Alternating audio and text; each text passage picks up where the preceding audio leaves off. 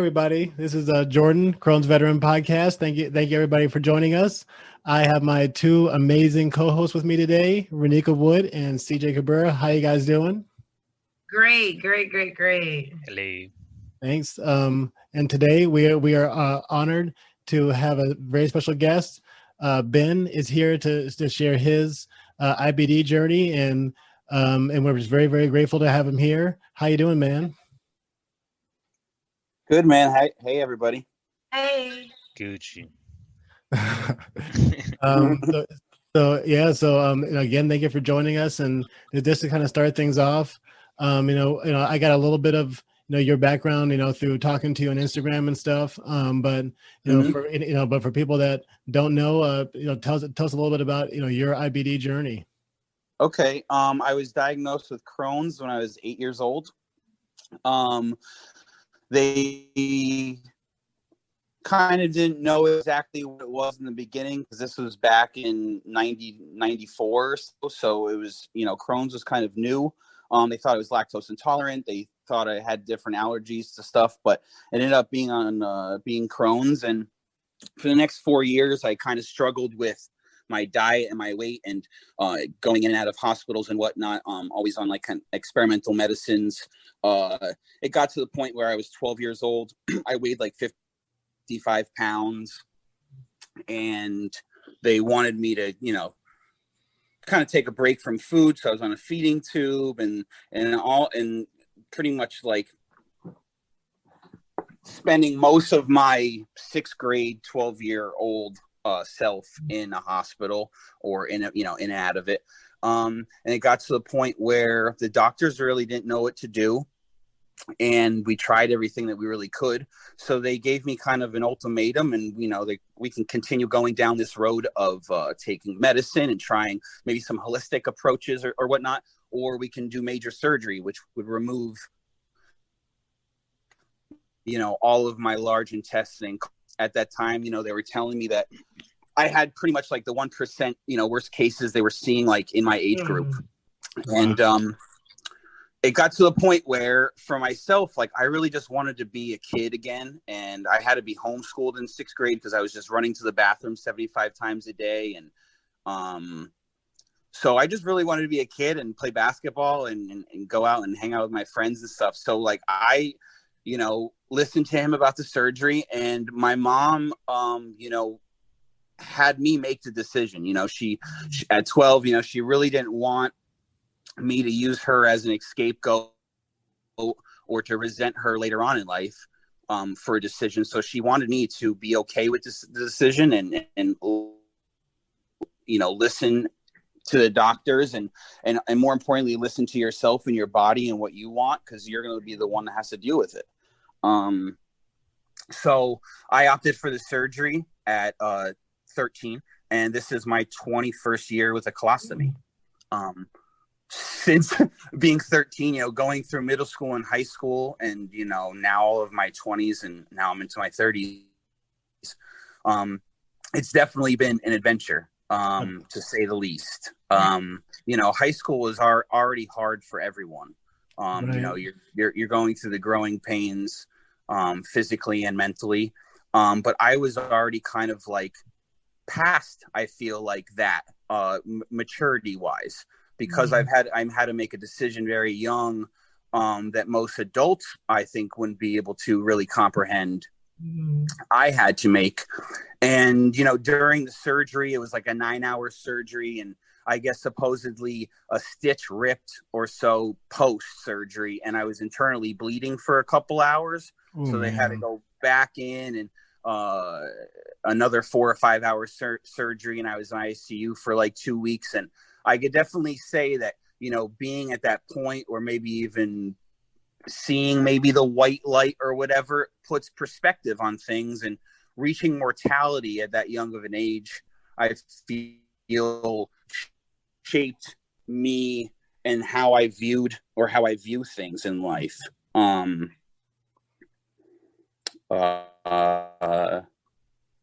So now it's 21 years later, and I'm an audio engineer on the road. I work for bands on the road as a sound engineer. So I'm traveling the country, or the world sometimes with a band or bands. Right now, everything's obviously at a standstill. I own a studio, a recording studio, and also a rehearsal space for bands to come in. But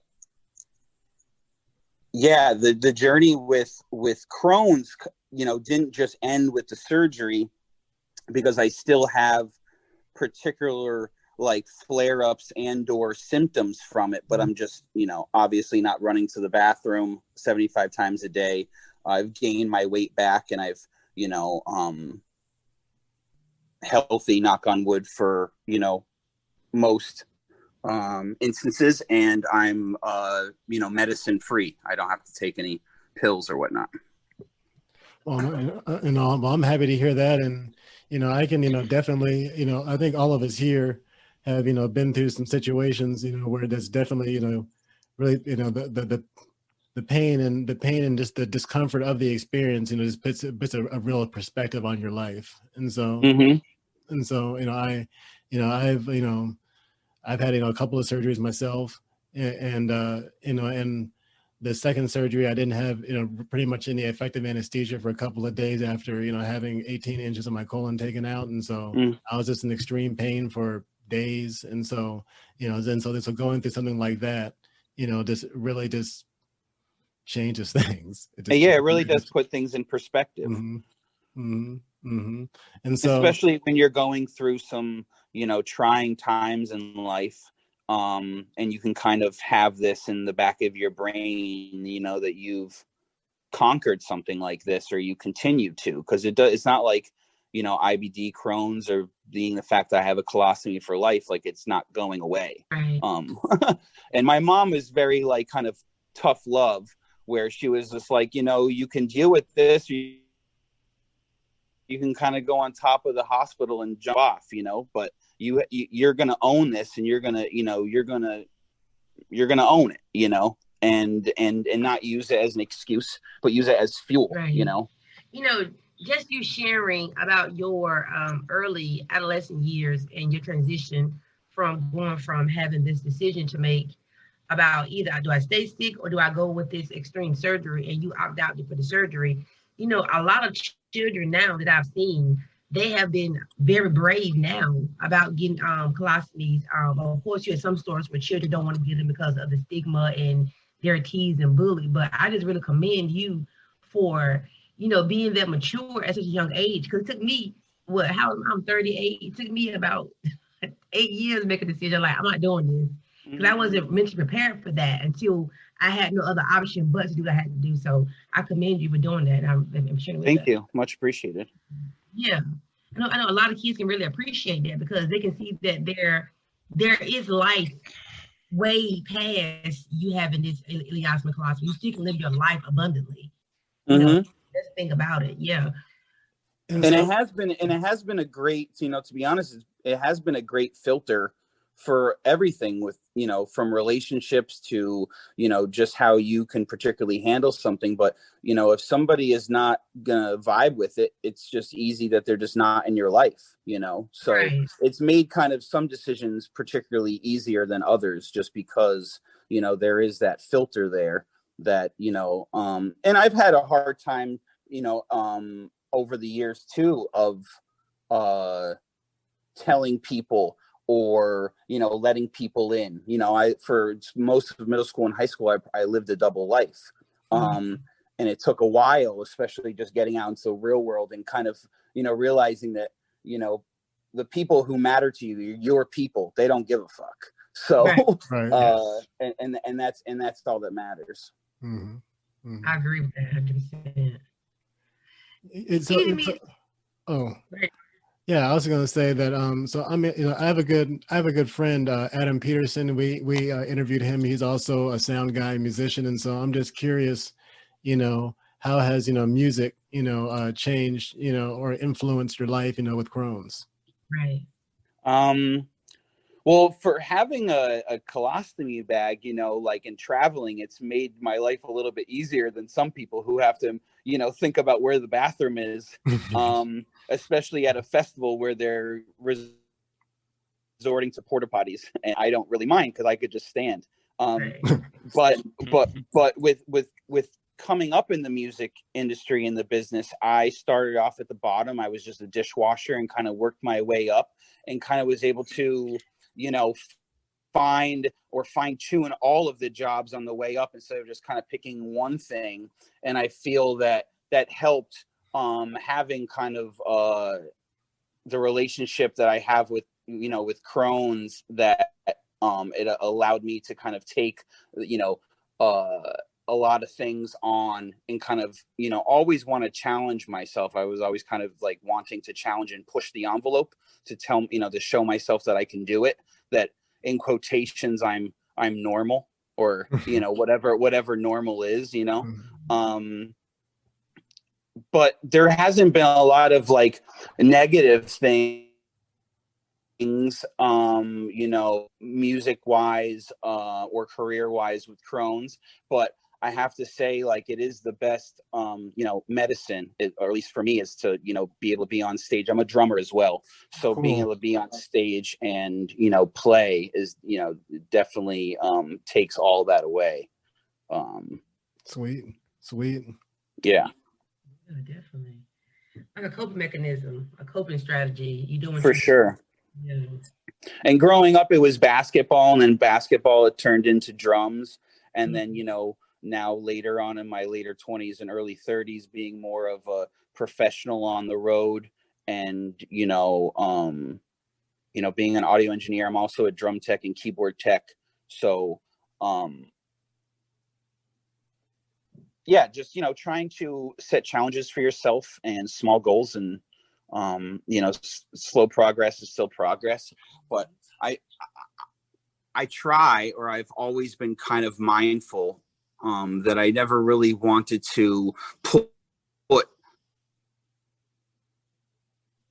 Crohn's or me having a bag on anyone else. Most people that I work with on the road would have no idea that I have a bag and or I even have Crohn's. Because I live a very pretty much normal life, other than I can't eat popcorn. But other than that, no one would really know. I guess that kind of goes back to kind of like the double life kind of thing, which is, sometimes difficult too, of who to, let in and who to kind of keep at bay. When do you decide who to let in? I mean, it's been some times where I haven't, decided. There's been times where I've been intimate with a woman and like she doesn't even know, and I don't know how that's possible.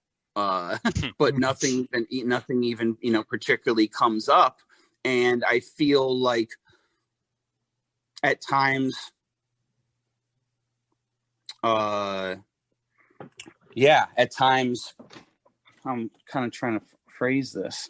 At times, I guess it's just kind of in the moment, and some things are kind of beyond words, but I guess if you kind of like feel it with certain people, you feel that warmth and maybe the thoughtfulness or the non-judgment, the non-shame. And some people are just kind of very like mindful and just open, and you just kind of feel that right off the bat. And I feel that people that have Crohn's, and probably you guys feel the same way, we kind of develop a sixth sense, because something kind of gets taken from us and we gain something else, and I've kind of always felt that I could feel it out, and some people just doesn't, they just don't rub you the right way. Right. I agree with that. Like kind of like the spider senses are tingling type thing. So yeah. I wish, and I'm pretty sure as time goes on, I wish that the negative stigma associated with a ileostomy or colostomy would be removed, because I think that people that have them, we're the ones that's most insecure about ourselves, and the people around us probably like, okay, well, you here, you alive, so what's wrong? Yeah, and they'll tell you up and down that you look great, and that's not sometimes what you see in the mirror. Right. it's, you know, you can call it like whatever it is, you know, but sometimes, you know, you're just not there. And it took me a long time to get even where I'm at now, where I'm comfortable without clothes on, or you know, taking my shirt off on the beach or going swimming, and kind of having that like fuck it attitude. I mean, that took me a while.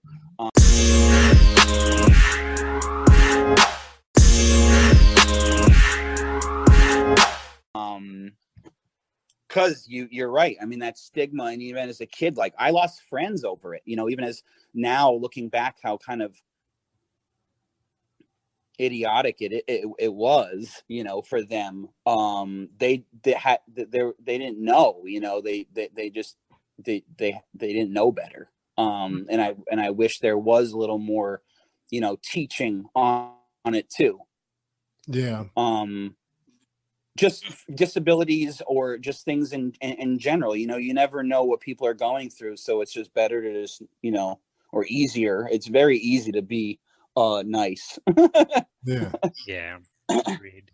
Yeah. So so that's, you know, so speaking of that, you know, there might be some parents out, you know, listening, or you know, or even a young person listening, you know, at some point, you know, and so, you know, well, you know, so if you could, you know, give, you know, a person that was diagnosed at a young age, you know, some advice, you know, on how to cope, you know, like, you know, any are there any kind of, you know, words of encouragement that come to mind? You know, listen to your body, and definitely listen to, you know, what your heart's telling you, especially like when you're getting this overloaded sensory with what your parents are, you know, trying to tell you what the doctors are telling you. You know, take everything that they're saying and what you're saying, and use the critical thinking gene that we're given, and, you know, try to make a good decision for yourself right in the present, but also think of the future, that you're going to be living a different life than everybody else, you know, but it's not what exactly is happening to you, but it's what's happening for you. And, you know, I'm always try to spin negatives into positives as much as possible. You know, we all have our down days, but if the good days outnumber the bad days, then we're good, you know. And it's just trying to, you know, facilitate a really solid circle around you of positive people, and people that have your back, and whatever decision you make, they're gonna be there for you. And then, you know, then the rest is really on you. And yeah, sometimes we get, you know, a shitty hand in life, but it's what you make of it, because sometimes you can, Definitely. you know, sometimes you could rock a flush out of that. Right. Beautiful. Yes, I guess for me, when you were sharing about the kids, like now you've been older and you're doing these beautiful things in the world. If you could have told your 8-year-old self something to this day, like thinking back now, like what would you tell your 8-year-old self right now? Maybe first try to learn how to swallow a pill sooner. But, you know, I don't really think that I would change anything, or tell myself to maybe change anything that would change like the path of, or the course of my life. But I would just say to be more communicative with everybody, like, you know, to not, or have the attitude of the not get, you know, give a fuck attitude, you know, a lot sooner in life. It probably would have saved me from a lot of, you know, heartache, and or just, you know, being, or, you know, just depression, you know, in general, of feeling shame, and or feeling this when we shouldn't be feeling those things at all. You know, those are all kind of like society driven stigmas. Yeah. Agree with that. I agree. Cool. Well, go ahead, I Joey. really appreciate this conversation, guys. Oh, you're very welcome. You know, and you know, I'll say as a quick question, because CJ has something on his mind. But you know, just, you know, being in music and stuff, you know, you said that, you know, you've traveled and stuff, and so, you know, are there any, you know, notable experiences that, you know, that you've had that you would like to share? Well, traveling to different countries are always kind of weird, especially carrying supplies on you, because sometimes they know what it is, sometimes they don't. But I have to say, in the last couple of years, especially flying as much as I do, the TSA agents have been definitely trained, or better trained on knowing what a colostomy bag is and how to handle that situation. So I don't have to explain myself 500 times over, which is ideal, especially traveling in airports where we know it's already chaotic. Right. And just the headache of it, having it all. But really just the road and traveling, like on a tour bus, there is the rule that you're not allowed to go number 2 on a tour bus. There's a number of reasons, but being that I have a colostomy bag, I really don't have to worry about it. So it's just one less hassle. That's awesome. I see. Old Wicked Doc said, he said, I know it could be different from everyone, and just being nice sounds like it's huge for self-confidence, but there's certain things that shouldn't be said / brought up. For example, me being fairly ignorant on the subject, I feel like I'm being rude asking questions regarding this disease. Is it better route to stay curious / do your own research due to it coming off as rude, or do you see it as someone just trying to broaden their understanding on the subject? I don't see it as rude, bro. Honestly, I love when people ask me questions about it. I love when people are forward, just in general in life. I love when people are forward. But especially when they're inquisitive, or they want to gain some knowledge, you can really tell when someone's sincere, and when someone isn't, they're doing it because they would, they care and they actually want to know. I think there's never a problem with that, and I would talk to people for hours about it if they wanted to, or if they had questions. And it's never rude to me, Right. And that's a good. I'm sorry. Go ahead, Jordan. No. Go ahead, Renika. Okay. I was saying, well, that's a great question, because he's asking, should he not ask questions and do his own research, or ask questions and get feedback from someone that's going through it? Just like what Ben said, there's some people that ask questions because they really, really genuinely want to know. Mm-hmm. There's some that ask questions because they're like, oh, I feel so sad for you. I'm like, what? Sure. You have to understand, or some may ask because they're being funny. So you kind of get a vibe for when someone asks a question. But I feel this way: if you ask a question and you know in your heart you've been sincere in your question asking, then ask the question. But if you were asked a question to be funny or to pass judgment, then I would prefer you not to ask a question. That's with anything in life.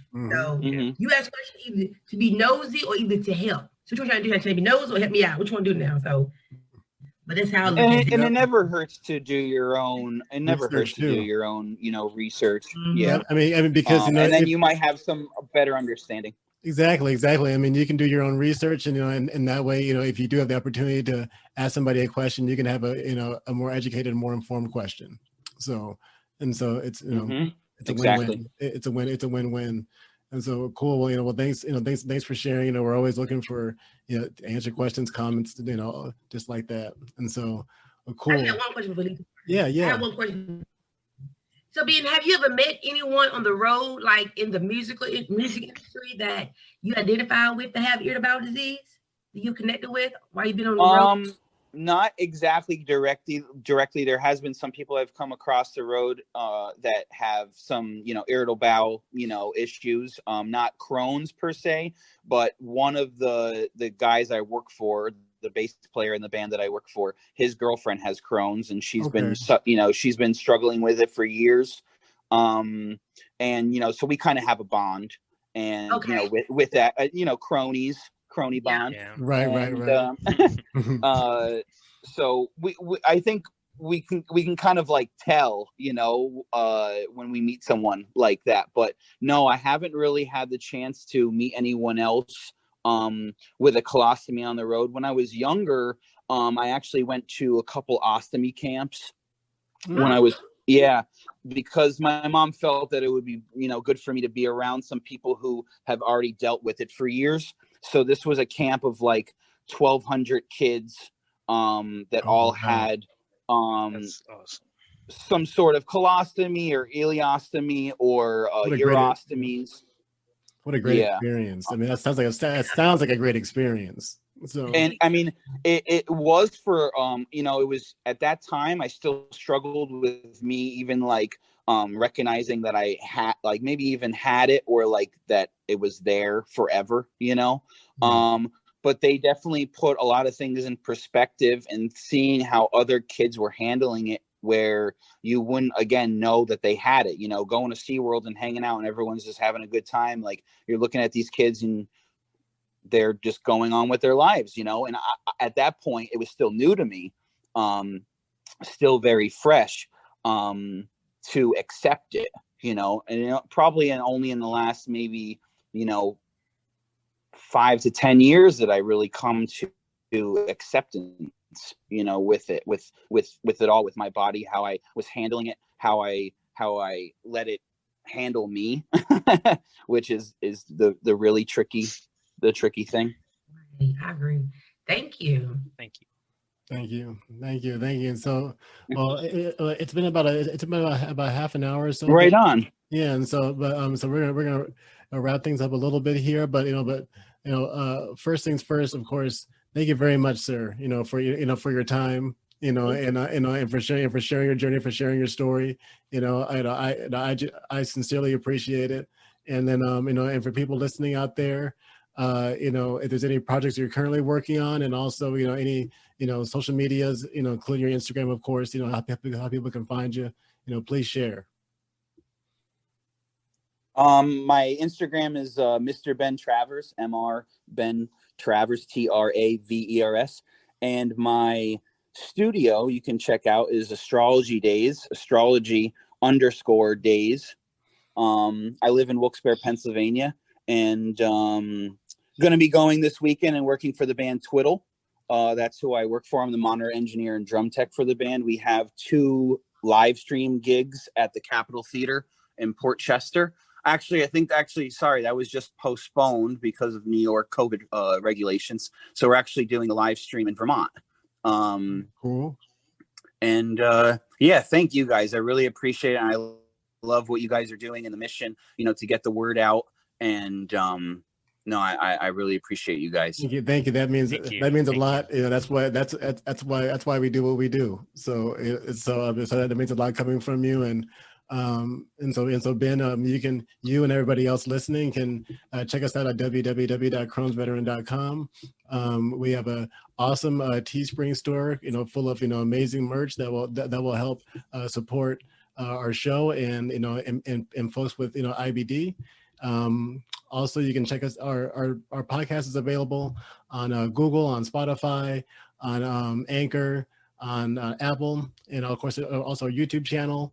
You can find us on Twitch. Follow Chill Ghost, CJ, and I think that's it, guys. Of course, you of course follow me at Crohn's Veteran, CJ at Propero, and Renika at Crohn's_sexy with 2 X's. Hell yeah. That's it. Get it. That's it. Thank you. Yeah, we lit. So we appreciate it, Ben. And thank you. And you have a good rest of your night, sir. Awesome. You too. Much love, guys. All right. Thank you for coming, Ben. See you later. All right. Bye-bye. Thank you.